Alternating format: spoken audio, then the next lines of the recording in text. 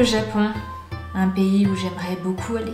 Avec ses magnifiques paysages sortis d'un rêve, ses cerisiers, ses forêts, cette architecture, ses lumières, cette culture autour des mangas et des jeux vidéo. Et puis, pour les fins gourmets, ne parlons même pas de sa délicieuse gastronomie avec ses makis et ses sushis à s'en péter la panse. Un délice. Bref, le Japon me fait extrêmement rêver, en effet. Mais dans cette vidéo, on ne va pas parler de ce qui fait rêver au Japon, mais plutôt de ce qui fait cauchemarder au Japon. Comme partout dans le monde, des contes, des histoires, des légendes ont traversé les âges. Et les Japonais ont les leurs. Et c'est pas forcément une bonne idée de raconter ce genre d'histoire au petit Mathéo de 6 ans qui n'arrive pas à dormir parce qu'il a peur du noir, n'est-ce pas? Ou alors le babysitting n'est clairement pas fait pour vous. Bref, aujourd'hui, nous allons découvrir des légendes urbaines japonaises.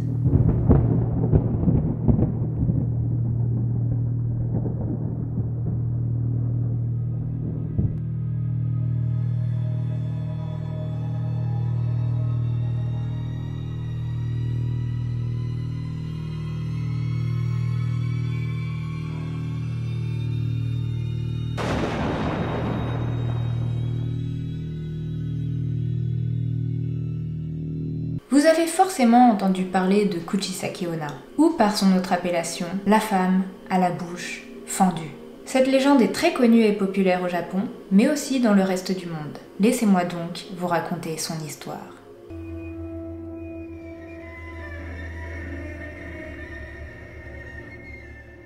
Durant l'ère Heian, vivait une très belle femme, épouse d'un samouraï très jaloux.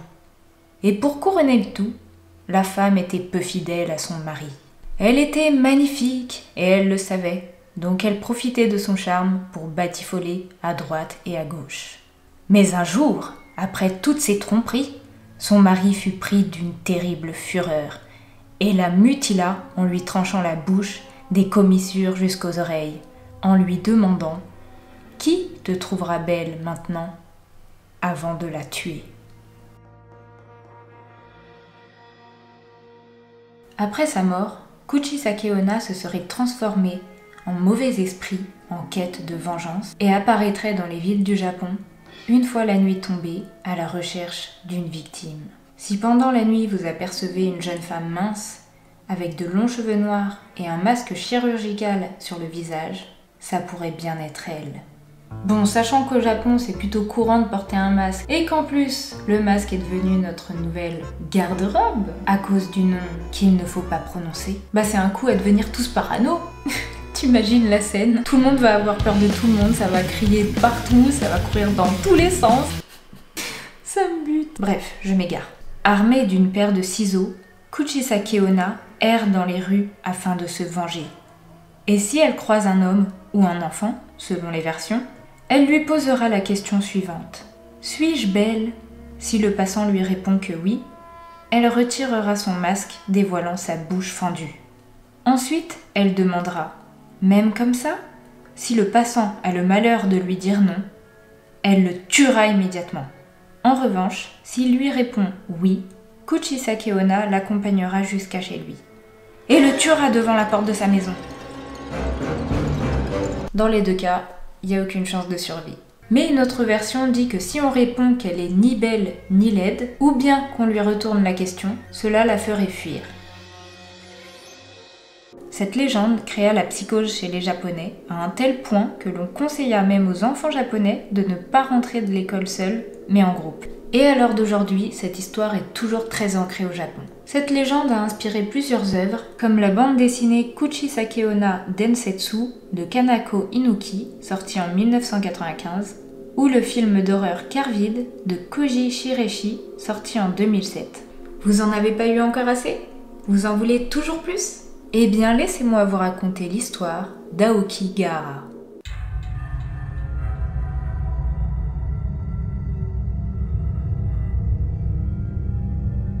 Au pied du mont Fuji se trouve la forêt d'Aokigahara, prénommée la forêt de la mort, ou bien la forêt du suicide, ou encore la forêt maudite. Et ce n'est pas pour rien. Tout d'abord, cette grande forêt fait 35 km², donc mieux vaut s'équiper pour ne pas se perdre. Mais seulement il y a un hic, car dès lors que l'on entre dans cette forêt, boussoles, téléphones, GPS et autres objets électroniques se dérégleraient et ne fonctionneraient plus. Et la forêt semblerait tout faire pour égarer les promeneurs. Mais c'est pas tout! La légende raconte qu'autrefois, en période de famine, les familles les plus pauvres y abandonnaient leurs enfants et les personnes âgées. Aussi, beaucoup de Japonais voulant mettre fin à leur jour avaient pour habitude de se suicider dans cette forêt, le plus souvent par pendaison. Et après tout ce temps, encore à notre époque, les suicides continuent. On compte pas moins de 200 suicides pour l'année 2010. Et les gardiens de la forêt retrouvent souvent des corps pendus. On dit que les âmes de ces défuntes personnes n'auraient jamais quitté les lieux et que la forêt serait hantée par des yurei, des esprits vengeurs coincés ici-bas, et qu'ils hurleraient leur souffrance lorsque la nuit tombe. Régulièrement, des randonneurs disparaissent et des corps à moitié dévorés ou des vêtements et objets personnels sont retrouvés dans la forêt. Les Japonais ont d'ailleurs mis une pancarte à l'une des entrées de la forêt où il y est écrit « La vie est précieuse, pense à tes parents qui t'ont donné la vie, à tes proches avant de prendre une telle décision ». Et au bas du panneau, il y a un numéro d'urgence accessible à toute heure.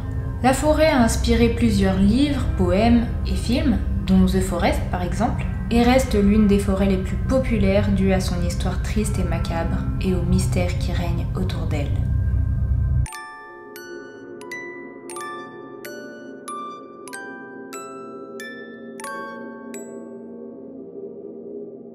Bon, déjà vous l'avez vu au titre, on va parler de poupées. Les poupées, ça me fout la trouille. Je vais vous raconter l'histoire de la petite Okiku et de la poupée Kiku Ningyu. Au XXe siècle, lors d'un voyage d'affaires, un japonais se nommant Eikishi Suzuki passe devant une boutique de jouets et décide de ramener à sa petite sœur une poupée de 40 cm habillée d'un kimono avec des yeux d'un noir très profond. Quand la petite Okiku, âgée de 2 ans, reçoit cette poupée, elle est très contente et aime déjà énormément sa poupée. Elle ne s'en sépare jamais, elle joue tous les jours avec et dort même avec. Mais un jour, la petite Okiku attrape une violente grippe et malheureusement, le 24 janvier 1919, la pauvre Okiku décède. Ses parents sont si attristés par la perte de leur fille qu'ils garderont la poupée et l'installeront dans la chambre de leur défunte fille. Puis, ils prieront tous les soirs en pensant que cela leur permet de communiquer avec elle.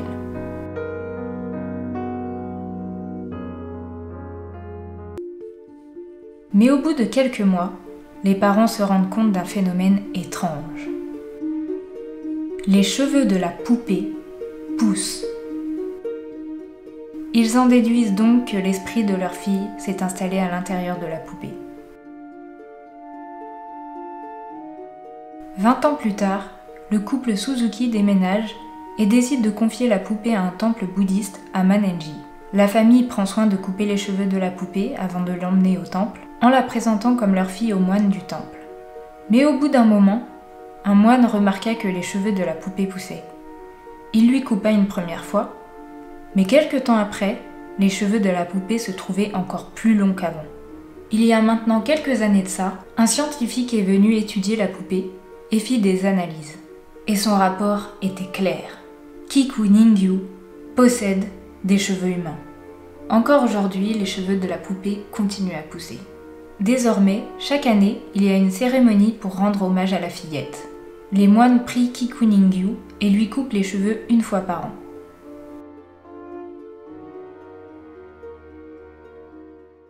C'est flippant. En fait, cette histoire, elle est flippante, mais elle est belle à la fois. Je ne sais que dire. Déjà, il y a une poupée, il y a un décès, et en plus, fallait que ça soit une histoire de cheveux. Mais en même temps, c'est triste. Et c'est beau. On sort du cliché des poupées maléfiques. Là, c'est juste une poupée qui vit sa puberté au calme. On est tous passés par là. Enfin bon, pas dans un corps de poupée, c'est sûr, mais bon, tranquille.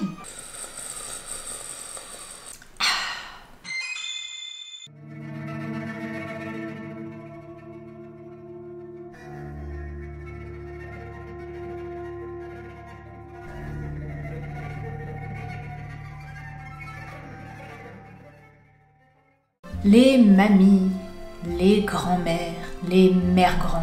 Il n'y a rien de plus attendrissant et charmant qu'une petite mamie. Au passage piéton, Bien sûr qu'on va les aider à traverser. Le gros cliché. Les mamies aiment leurs petits-enfants, leur offrent de la confiture faite maison et aiment les prendre dans les bras avec plein de gentillesse et d'amour. Eh bien, Oni Baba, non, Oni Baba est ni gentille, ni bienfaisante, ni pleine d'amour. Mais qui est Oni Baba, me direz-vous? Oni Baba a l'apparence d'une vieille dame. Seulement l'apparence. Oni Baba est en fait un yokai, donc un monstre, se cachant sous les attributs d'une vieille femme. Et vous me direz, bah quoi, il est où le problème? C'est un gentil monstre qui aime les enfants et la confiture. Oh, you touch my tra-la-la. My ding-ding-dong.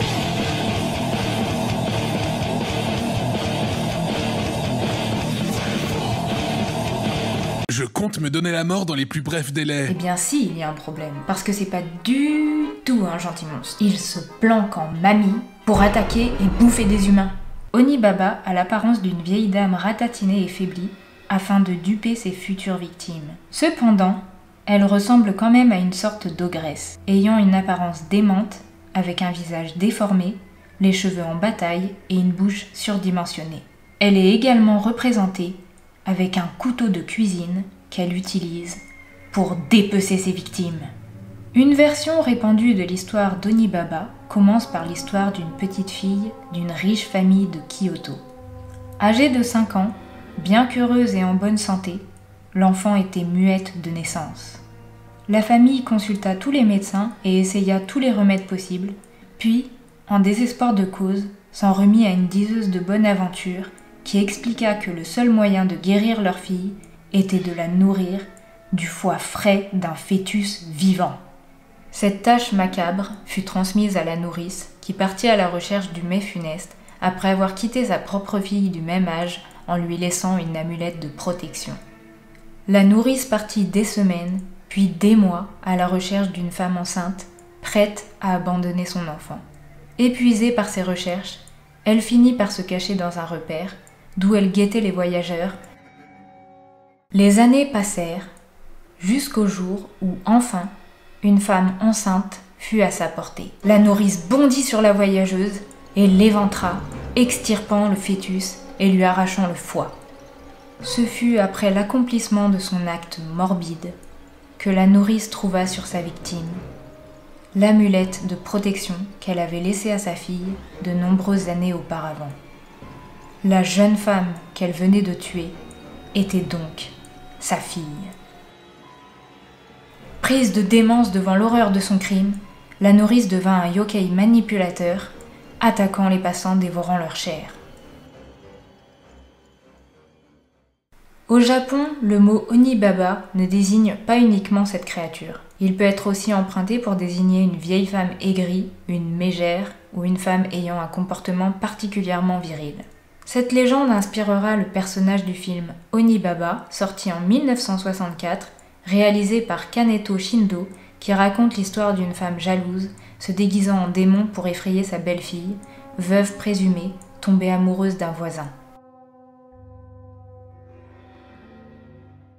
Eh bien, c'est la fin de ces histoires. J'espère que ce format vous a plu. D'ailleurs, dites-moi en commentaire si vous voulez que je vous refasse des vidéos sur les légendes japonaises ou d'autres pays. Il y a encore tellement d'autres légendes qui existent. Bref, si vous avez aimé la vidéo, mettez-moi un petit like et abonnez-vous aussi. Je vous assure, je mords pas. Il y a juste du kiff sur ma chaîne. Et appuyez sur la petite cloche aussi, comme ça vous ratez aucune de mes vidéos. Je vous souhaite une bonne soirée ou une bonne journée, selon à quelle heure vous regardez la vidéo. Et je vous dis à la prochaine pour une prochaine vidéo. Ciao!